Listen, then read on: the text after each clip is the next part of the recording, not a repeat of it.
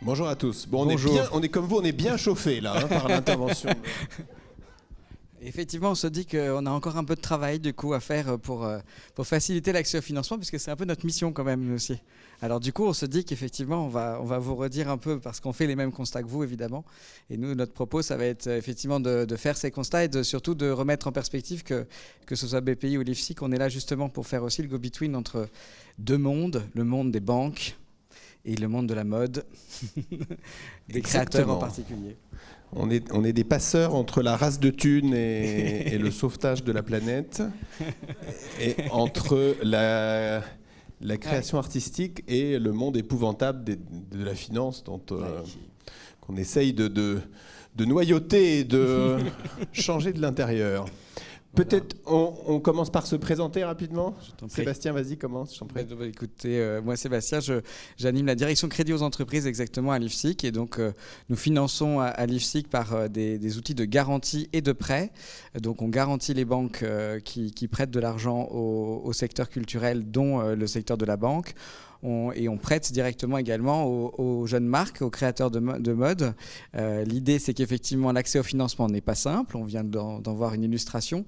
L'idée, c'est qu'on puisse apporter une expertise à la fois à ces entreprises pour leur dire comment est-ce qu'on peut aller se faire financer auprès des banques, puisque ça peut exister quand même. Et on essaye effectivement de vous donner les clés, en tout cas pour pouvoir aller les convaincre et les motiver à vous accompagner. Et puis, de l'autre côté, on accompagne également en expertise la partie bancaire pour leur donner les clés également de lecture de vos modèles économiques, de vos spécificités, des cycles d'exploitation très longs avec effectivement un temps infini qui s'écoule pour eux entre le moment où vous créez votre collection et le moment où vous la vendez. Et donc l'idée, c'est qu'une fois qu'on a motivé les deux côtés pour se parler, bien c'est qu'on prenne part au financement en effet, soit sous forme de garantie, soit sous forme de prêt, et on le fait grâce à des fonds essentiellement publics, puisqu'on a des fonds du ministère de la Culture, on a des fonds du Défi, mais on a aussi des fonds privés comme des maisons de Balenciaga, Chanel, Louis Vuitton qui nous confient des fonds et qui nous permettent de prêter ou de garantir, et on fait appel à eux également et à d'autres professionnels pour faire des comités d'experts et ainsi faire du levier sur du financement et vous aider à croître, parce que parfois la croissance est rapide, parfois moins, mais effectivement il faut développer sa structure et la financer, donc on est là pour ça. Et donc Nicolas Parpex, moi, au sein de la Banque publique d'investissement, donc je m'occupe du secteur de la French Touch, donc des industries créatives, la mode et la création en étant, je crois, en termes de poids économique et de montants déployés en termes de financement, la première verticale sectorielle. Donc c'est un sujet très prégnant pour nous. Et donc nous, notre enjeu, il est assez simple, c'est de dire que les industries créatives, donc au premier rang desquels le secteur de la mode, c'est un vecteur de puissance économique clair, hein, puisque on parle de 5% de la richesse nationale, 2 millions de jobs, des enjeux évidemment de rayonnement international très forts. C'est un enjeu de compétitivité, c'est des secteurs où on est bon. Donc on n'est pas là pour être dans une posture de victimisation ou négative. C'est des secteurs où on est très bon, hein, y compris à l'échelle mondiale. Et donc on a besoin de s'exprimer, on a besoin d'avoir les moyens pour se développer et pour exprimer sa proposition de valeur. Et donc sur ce constat, le plan Touch, qu'est-ce que c'est ? C'est un plan stratégique, donc on y reviendra, mais c'est une vision, c'est de dire que la French Touch, c'est des secteurs économiques, c'est des grands enjeux, des grands leviers de transformation que vous connaissez tous et qui vous traversent au quotidien, les enjeux de transformation digitale, les enjeux d'impact et de transition écologique, on en a parlé, qui sont pour le coup, je pense, pas des, tu l'as dit Julia, pas des nice to have, mais qui sont vraiment au cœur de la manière dont on doit déployer les efforts économiques et stratégiques aujourd'hui. C'est des enjeux de féminisation, c'est des enjeux d'inclusion, de diversité, etc. Donc c'est une vision stratégique. C'est un continuum de financement, donc ça on va y revenir, c'est notre petite patte 2 habituelle avec Sébastien. Je pense que c'est l'idée clé, encore une fois, nous notre job, Sébastien l'a très bien dit, c'est d'essayer d'être à cheval entre plusieurs mondes et de trouver des effets de levier, de trouver des langages communs, parce que c'est comme ça qu'on réussit, hein, c'est comme ça qu'on performe, c'est comme ça qu'on transforme aussi. Donc ce continuum de financement, il s'applique au sein de la banque, ça veut dire que ce qu'on fait depuis 2 ans au sein de la Banque publique d'investissement, c'est d'avoir pris tous les métiers de la banque, Donc il y en a un certain nombre qui rejoignent ceux de nos partenaires et de nos amis et de notre famille de l'IFSIC, c'est-à-dire la garantie bancaire, le financement de l'innovation aussi, on va y revenir, parce que c'est un sujet sur lequel on a beaucoup travaillé, y compris et en particulier sur le sujet de la mode. L'investissement en fonds propres, donc toute la gamme, mais aussi l'accompagnement des entreprises de manière à la fois individuelle à travers des missions de conseil qui sont fournies aux entreprises, des programmes aussi collectifs, notamment des programmes d'accélération. Donc on déploie notamment depuis un certain temps un accélérateur dans la mode et le luxe avec tous les partenaires clés de la place, qui est un programme où on prend une vingtaine d'entreprises et pendant 12-18 mois, c'est un accompagnement stratégique, c'est un travail de formation des dirigeants, type executive MBA, et puis évidemment beaucoup de mise en réseau et de travail collectif, puisqu'encore une fois, c'est un peu la valeur cardinale. Donc, je pense que tu as absolument mis le doigt sur tous les trucs qui font bobo. Donc, typiquement, un des sujets qui est de dire un financier, qu'il soit banquier, qu'il soit investisseur, il n'est pas là pour faire perdre du temps à des fondateurs, mais au-delà de ça, c'est-à-dire qu'il faut qu'il soit là, au contraire, pour lui apporter plus que de l'argent et l'aider à accomplir son projet au-delà du moment où on appuie sur le bouton du virement, parce que ça, à la limite, c'est presque le plus facile à faire, si je provoque un peu. Donc, c'est de l'accompagnement extra-financier, c'est de l'accompagnement à l'international aussi. Donc, la French Touch, avec son beau petit coq orange, c'est emmener 15 marques de la French Touch chez Saks pour développer sa distribution. Alors, on devait emmener une belle délégation à Dubaï, à l'Expo universelle, et on s'est fait au micro-nez, mais ça n'est que partie remise. Et puis, c'est travailler un petit peu et animer tout l'écosystème. On a organisé tous ensemble, Pierre-François a fait un discours sublime à cette occasion. Peut-être vous avez entendu parler d'un événement qui s'appelle We Are French Touch. Voilà, on était tous là, tous présents pour valoriser un petit peu tout ça. Donc ça, c'est le cadre global, mais encore une fois, ce qu'on vient vous dire aujourd'hui, et c'est pas de l'incantation, et c'est pas de la doctrine, parce que c'est ce qu'on vit au quotidien avec Sébastien, c'est que, pour paraphraser Kubrick, on vient vous dire comment on a appris à arrêter de se faire du souci et à aimer le financement de la mode, et on est très heureux, comme toi, à vivre très heureux au quotidien. Et pour ça, en effet, je pense qu'il y a un certain nombre de facteurs clés de succès qui consistent à remplacer de l'ignorance par de l'expertise, de la peur par de l'optimisme, et ça se fait encore une fois de manière très concrète, parce qu'il n'y a aucune raison que l'on ne puisse pas faire dialoguer, encore une fois, le monde de la création avec le monde de la finance, puisque la création de valeur, encore une fois, c'est le postulat de base, elle est présente, elle est puissante, elle est au cœur du truc, et qu'on puisse aussi concilier des enjeux qui sont, encore une fois, légitimes de part et d'autre. Une entreprise a besoin des moyens de son développement, et ce n'est pas la stratégie de financement ou les financeurs qui doivent déterminer le projet. Donc en effet, ce n'est pas un investisseur de te dire quelle croissance tu dois faire, ce n'est pas un financeur de te dire quel doit être ton modèle économique, ça marche dans l'autre sens. En revanche, il faut rapprocher les enjeux, rapprocher les sujets. Et encore une fois, il n'y a aucune raison que ça ne le fasse pas. Pour vous fixer un chiffre, BPI-France en 2020 a déployé 500 millions d'euros de financement dans la mode. Donc, sans compter, 2020 était une année un peu particulière, on s'en souvient, on a un petit peu de mal à l'oublier, surtout en ce moment où ça revient un petit peu, mais en parallèle de ça, c'était également une période où, encore une fois, sur le secteur de la mode, des accessoires, etc., on déployait 5 milliards de PGE. Donc voilà, donc ça veut dire que l'argent, il va dans ces secteurs. On le fait un peu en tête de pont, que ce soit au niveau de BPI-France ou de l'IFSIC, mais évidemment pas seul, puisqu'on est là pour aller faire effet de levier et compléter nos partenaires bancaires, financiers, investisseurs, privés. Et c'est évidemment comme ça qu'on va y arriver. Effectivement, et pour rejoindre ce que tu dis, je crois que le plus important, c'est vraiment de prendre le temps, sans en faire perdre, dès le départ, de savoir comment aborder les financiers. Et ça, c'est un peu notre métier, pour le coup, que l'on fait depuis maintenant une trentaine d'années, et dans le secteur de la mode plus récemment, parce qu'effectivement, au milieu des années 2010, quand on a rencontré le défi et qu'on a fait ce constat-là, on s'est dit qu'effectivement, il y avait pas mal de problématiques assez proches du milieu de la création dans tous les autres secteurs, avec effectivement cette centralisation sur la partie création, propriété intellectuelle. On en a parlé tout à l'heure, il y avait des intervenants qui faisaient part des méthodes de valorisation qui sont tout de suite beaucoup plus complexes quand on est sur des actifs immatériels plutôt que sur des actifs matériels avec, je ne sais pas moi, une boutique, avec des usines ou autres. Là, c'est pas du tout la même chose. Le devenir de la marque, et puis ça bouge beaucoup. Aujourd'hui, on a effectivement des univers de marque qui se travaillent très différemment d'auparavant. Aujourd'hui, on voit bien que des clés de succès, on le voit, c'est de retravailler sa communication autour de sa marque par du contenu. Donc aujourd'hui, les frais de présentation de collection, c'est plus un seul défilé, c'est aussi faire des contenus pour en disposer en vidéo sur les réseaux sociaux, c'est de revoir le retail. On voit aujourd'hui Jacques Mus, qu'on accompagne depuis le début, prendre des initiatives de nouveaux pop-up stores pour essayer de créer des événements.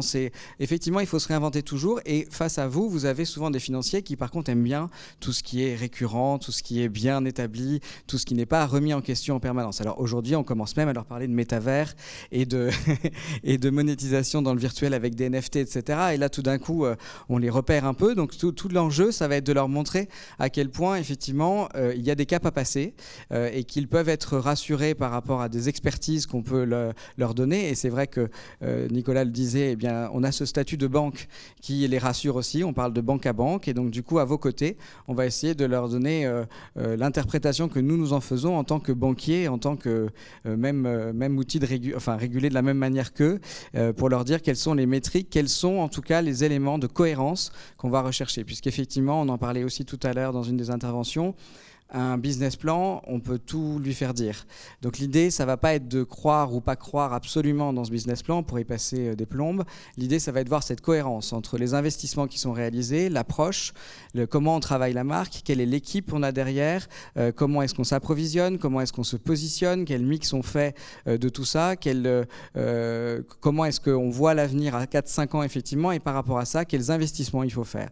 Et les investissements, là aussi, c'est un autre frein, c'est que souvent, ça va être des choses immatérielles. Alors il y a effectivement le financement du BFR, et ça, à la limite, même si c'est difficile, c'est pas le plus difficile en vrai à financer, parce que c'est des crédits plutôt courts qu'on essaye d'obtenir auprès des banques en leur disant, voyez, c'est pour la prochaine collection, etc. La difficulté, c'est que cette croissance de BFR, elle peut être très rapide.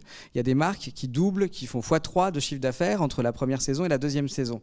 On n'a même pas encore eu le temps d'arrêter ses comptes, et le banquier, lui, c'est une fois par an qu'il regarde les comptes. On n'a même pas eu le temps de faire le point sur les comptes, qu'il faut déjà doubler les lignes, il faut déjà les augmenter de manière très conséquente. Et ça, c'est un frein parce qu'ils ne comprennent pas exactement ce qu'ils financent. Et donc ça, effectivement, il faut qu'on puisse leur expliquer. Et puis, il y a tout le staffing derrière. Il y a la structuration de la boîte.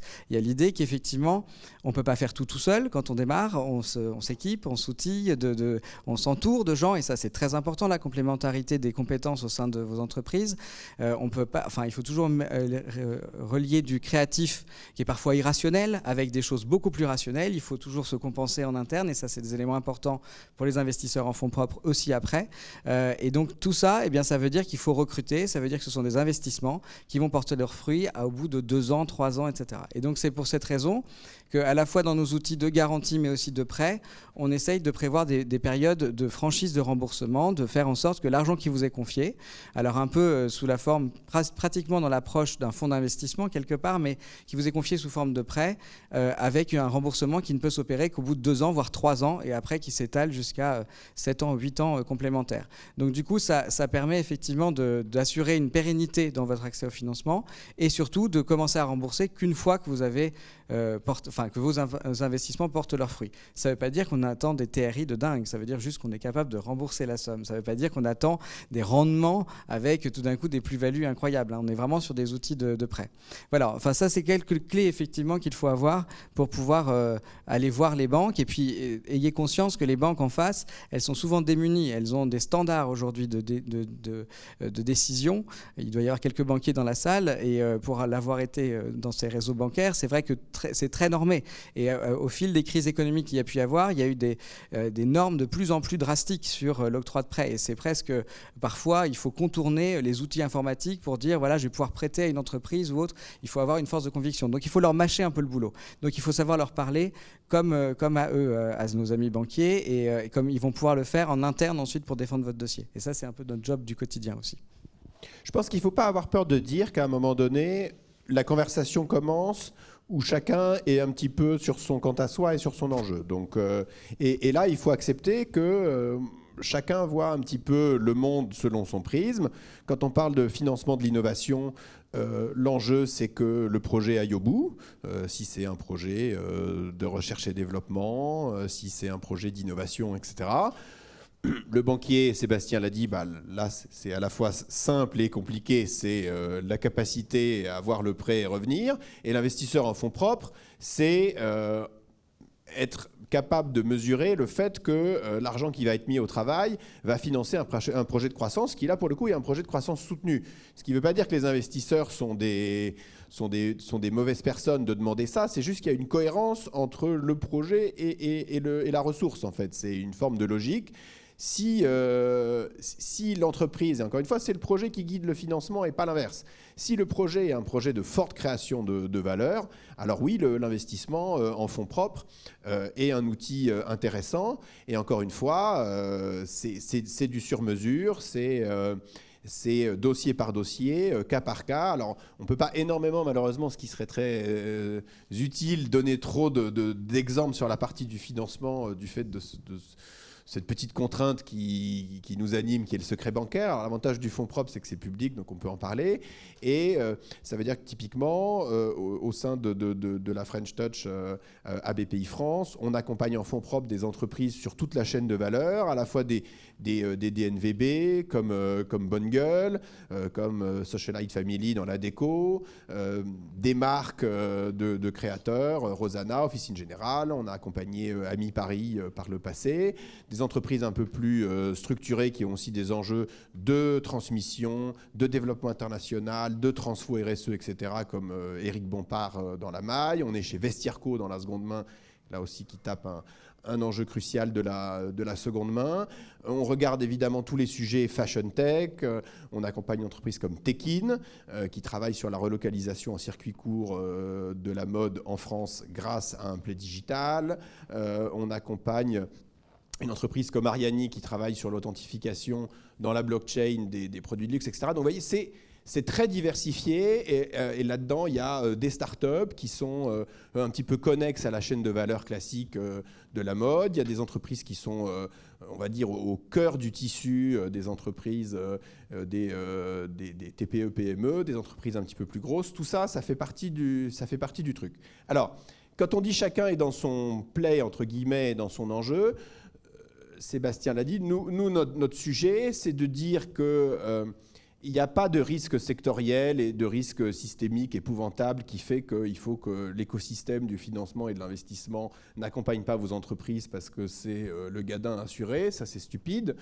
Et puis, c'est pas vrai. Hein. On l'a démontré et on le démontre depuis des années. En revanche, il y a pas pris mes chiffres de défaillance sur le secteur, mais c'est vraiment pas, c'est vraiment pas plus important effectivement que les autres secteurs d'activité. Et ça, c'est vrai qu'on les sort régulièrement auprès des banques, effectivement, pour les rassurer par rapport à ça, parce que dès lors qu'on sait bien prendre les dossiers et qu'on sait bien les analyser avec un peu d'expertise, il n'y a pas de raison que ce soit plus complexe à financer et plus risqué finalement. Il faut juste effectivement l'aborder de la bonne manière et pas avec des ratios habituels ou avec des métriques qu'ils n'ont pas forcément l'habitude de maîtriser. Absolument. Donc les facteurs clés de succès, c'est d'abord d'avoir une bonne compréhension des tendances de marché, parce que si on part d'en haut, il faut quand même savoir un petit peu où va le marché. Donc là, je pense que tous ces sujets-là ont été abordés avec tout le spectre et toute la profondeur au cours de cette journée, et on les a réévoqués en début d'intervention. Ensuite, il y a la compréhension des modèles économiques, de la position sur la chaîne de valeur. On ne peut pas analyser de la même manière les comptes d'une DNVB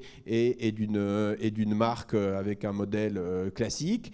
On n'analyse pas de la même manière une boîte qui a un gros focus wholesale versus un gros focus retail, etc. Tout ça vous paraît totalement trivial et évident, mais encore une fois, si vous vous mettez à la place du financeur généraliste et non expert, c'est des sujets qui déjà peuvent être un peu, qui peuvent laisser du monde derrière.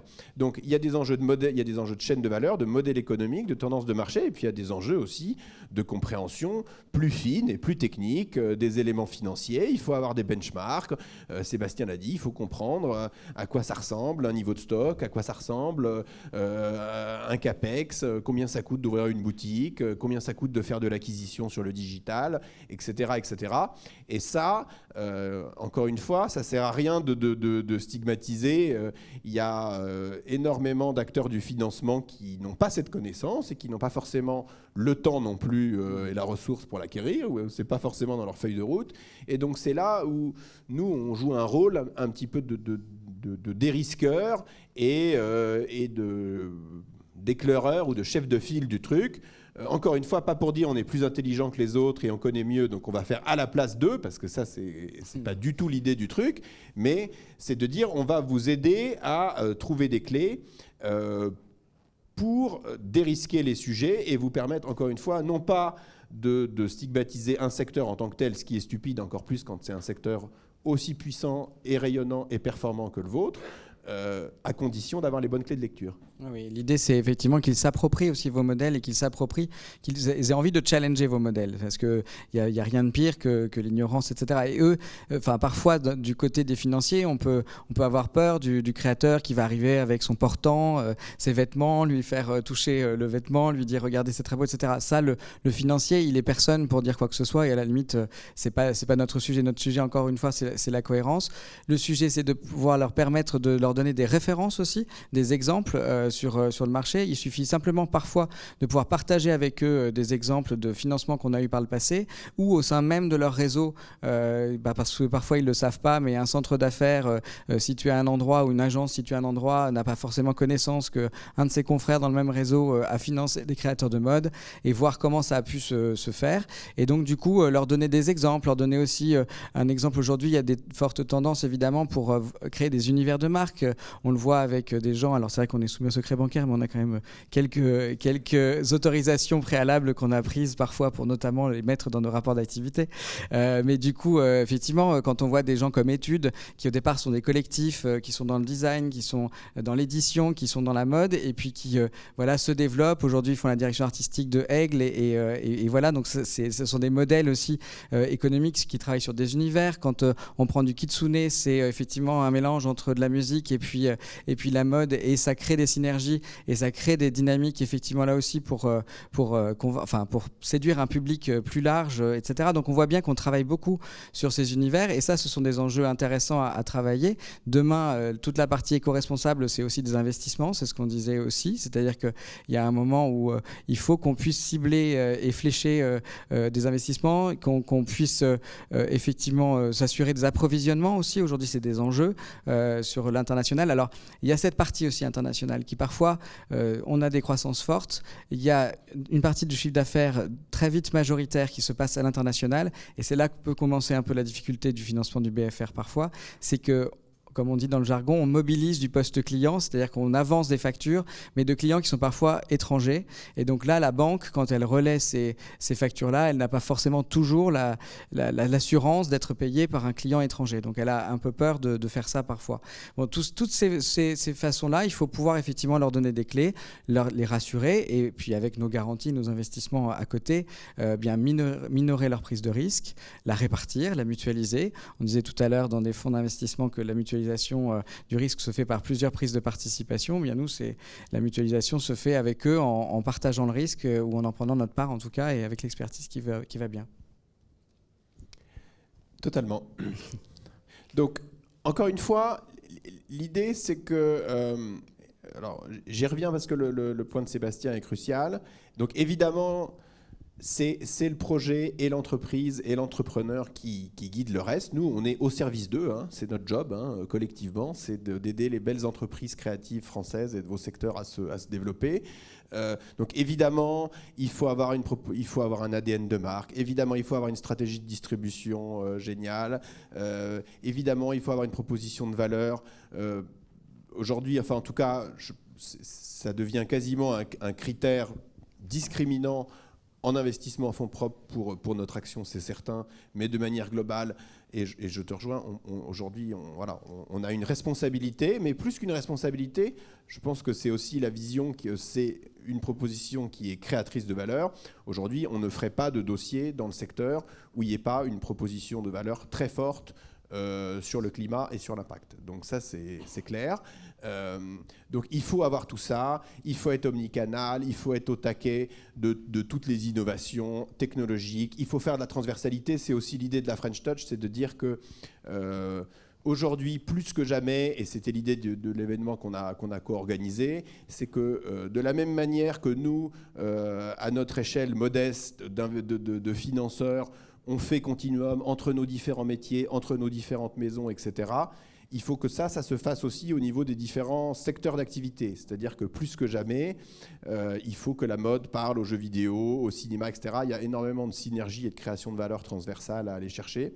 Donc tout ça est fondamental, mais tout ça n'existe pas. Tout ça n'existe pas si ça n'est pas incarné, s'il n'y a pas du talent.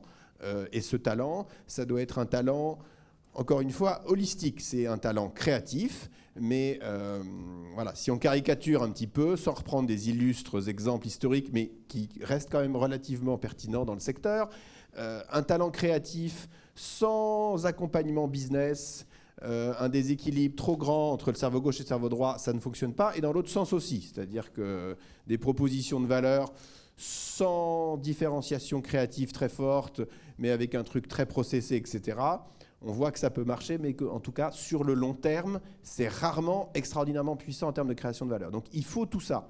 Il faut du talent créatif, il faut du talent business. Alors encore une fois, nous, notre vision, c'est que tout ça ne s'oppose pas. C'est-à-dire que ce n'est pas le art contre industrie, créateur contre business, Berger contre Saint-Laurent. Non, au contraire, c'est l'alliance de tout ça qui crée de la valeur.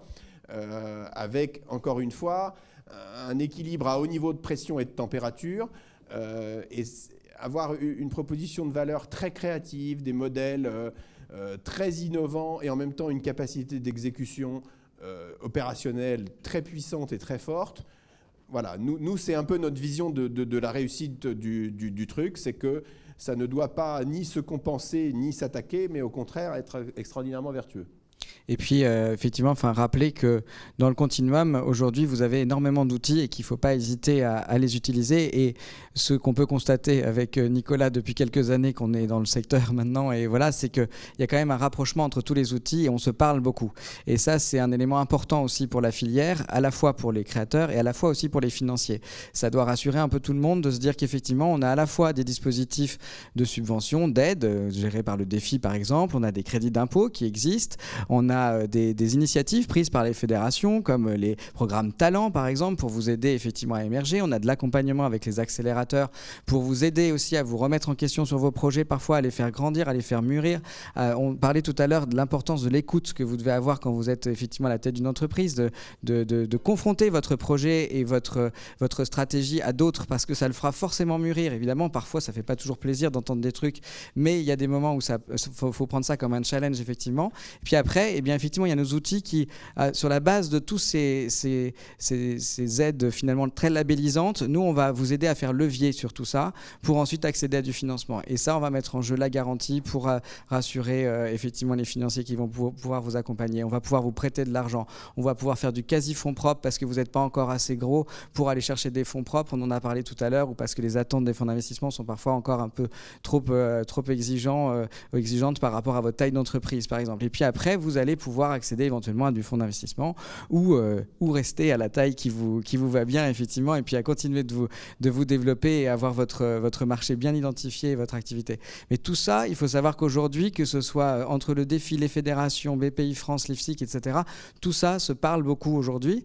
Et donc, on se coopte beaucoup les dossiers les uns les autres. Il ne faut pas hésiter, du coup, à user et à abuser de nos dispositifs, pour le coup, parce qu'on va savoir trouver les bons endroits où il faut aller frapper pour pouvoir faire levier au maximum. C'est vraiment notre rôle aujourd'hui, quoi. C'est 2 points extrêmement importants. Là, on vient essayer de dire des banalités un peu médiocres de manière un peu générale, mais notre métier, c'est quand même de vous voir individuellement et de regarder les projets individuellement, parce que c'est là où on devient bon, quoi. C'est là où on sait ce qu'il faut qu'on fasse.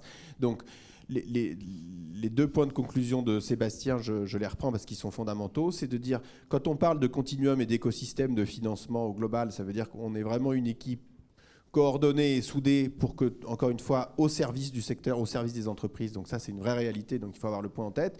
Et c'est vrai que les outils, globalement, sont extrêmement divers. Encore une fois, il y a les aides, les incitations fiscales, Sébastien en a parlé. Nous, on a développé un nouveau programme, on en reparlera, qui s'appelle l'innovation créative, où c'est en gros tout l'arsenal de financement plutôt en soft money, donc des aides, des prêts à taux zéro, etc., qui étaient hier réservés aux entreprises technologiques et qui aujourd'hui sont ouvertes aux entreprises créatives et notamment aux entreprises de la mode. La garantie bancaire, le prêt bancaire, le fonds propre, tout ça fait une espèce de beau club sandwich. Alors nous, avec notre coq orange, je ne sais pas ce qu'on est dedans, doit être la mimolette. Mais en tout cas, c'est un bel ensemble croquant et gourmand à la fin, à votre service, au service du développement de vos entreprises. Et encore une fois, voilà, ça c'était un peu la vue globale. Et ensuite, on est à votre disposition au quotidien, toutes nos équipes, pour regarder projet par projet, entreprise par entreprise, individu par individu, parce que c'est à ce niveau-là que les choses changent et que les choses se transforment. Je crois que nous avons 0 seconde. Merci.